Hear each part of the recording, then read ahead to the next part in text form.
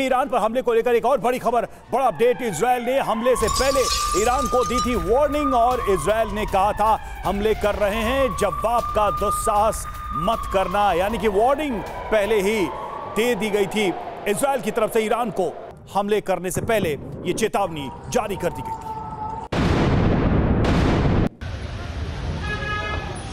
मनीष, ये जो चेतावनी दी गई या फिर ईरान को अलर्ट किया गया, इसका मतलब ये समझ में आता है कि इजरायल को अंदाजा था कि उधर से रिटेलिएशन के तौर पे कुछ भी होगा, हम पूरी तरह से तैयार हैं ईरान को हिट करने के लिए, ईरान के जो रक्षा कवच है उसको भेदने के लिए।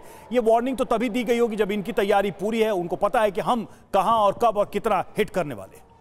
बिल्कुल, देखिए, अगर टिपिकल बम्बैया स्टाइल में कहें तो कहकर हमला किया है।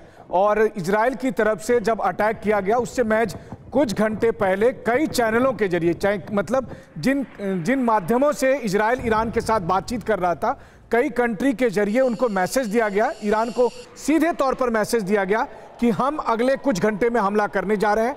इजराइल ने यह भी कहा कि हम किन इलाके में हमला करेंगे, यानी हमारे टारगेट क्या होंगे। इजराइल ने यह भी बता दिया था कि हम आपके न्यूक्लियर साइट पर हमला करने नहीं जा रहे, लेकिन हम अपना बदला लेने के लिए कुछ मिलिट्री टारगेट पर अटैक करने जा रहे हैं और वो होने जा रहा है हमला। और उसके तुरंत बाद फाइटर जेट को रवाना किया गया, लेकिन साथ ही यह भी कहा गया कि किसी भी कीमत पर पलटवार करने की कोशिश मत करना। यानी कि इजराइल ने यह कहा कि जब हमारे फाइटर जेट वहां पहुंचेंगे और अगर आपने उधर से हमला शुरू किया तो फिर उसका अंजाम भीषण होगा। तो यह पहली बार है, दो चीजें साफ तौर पर है, पहली बार हुआ है पिछले 80 साल के इतिहास में कि इजराइल ने आधिकारिक तौर पर ईरान पर हमला करने की बात कही है। आज तक जब भी हमला हुआ कभी इजराइल ने नहीं कहा कि ये हमने किया है, पहली बार उन्होंने कहा कि हमने हमला किया है, और वो कहकर हमला किया है कि हम ये टारगेट को अचीव करने जा रहे हैं और इसको रोकने की या पलटवार करने का अगर दुस्साहस किए तो गंभीर परिणाम भुगतना पड़ेगा। और क्या इससे जो ईरान की एक बहुत बड़ी कमजोरी है वो साबित हो रही है,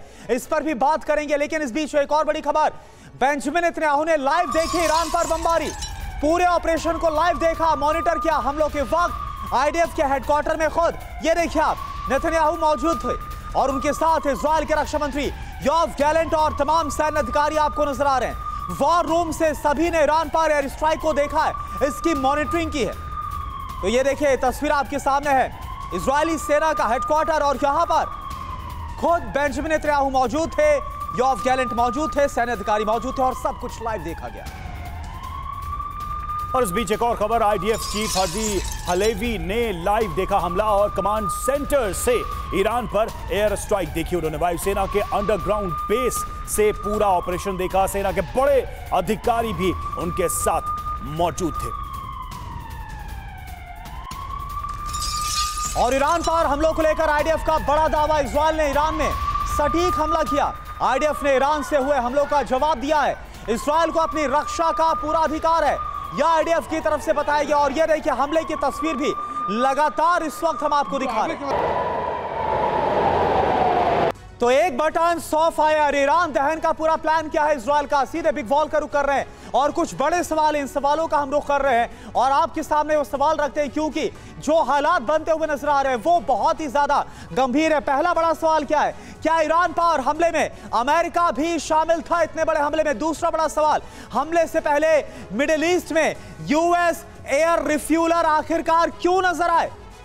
तीसरा सवाल है, क्या अमेरिका ने इजरायली विमानों में फ्यूल भरने में मदद की? क्योंकि अमेरिका की मौजूदगी ही बता रही है कि मंशा क्या थी। दावा क्या है, ईरान पर 100 से ज्यादा विमानों ने हमला किया था, 100 से ज्यादा फाइटर जेट्स ने हमला किया और जॉर्डन और सीरिया के रास्ते विमानों का ईरान पर हमला हुआ था। अब आपको खास बात इस हमले को लेकर बता देते हैं, इजराइल ने ईरान पर सीमित हमला किया है, टारगेटेड अटैक किया गया है।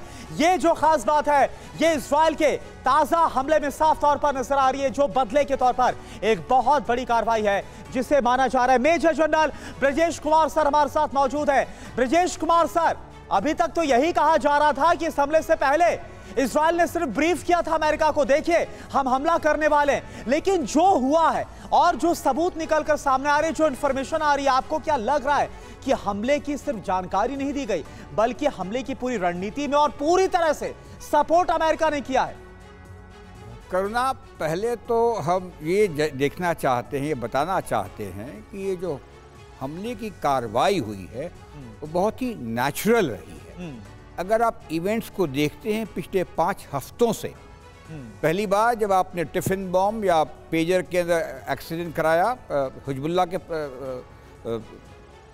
कमांड कंट्रोल में, दूसरे बार उसके बाद उनके जो लीडर थे उनका वध किया गया, उसके बाद में इजरायली के टैंक्स घुसे लेबनान के अंदर, उसके बाद में इत्तेफाक से आपने उनको मारा, क्या नाम है, हमास के लीडर को मारा, और जो फाइनल बात थी कि जो ईरान ने हमला किया इजराइल के ऊपर एयर डिफेंस के एयर के माध्यम से 1 तारीख को, तो ये सब चीज़ों से तो ये लग रहा था कि ये आगे बढ़ेंगे।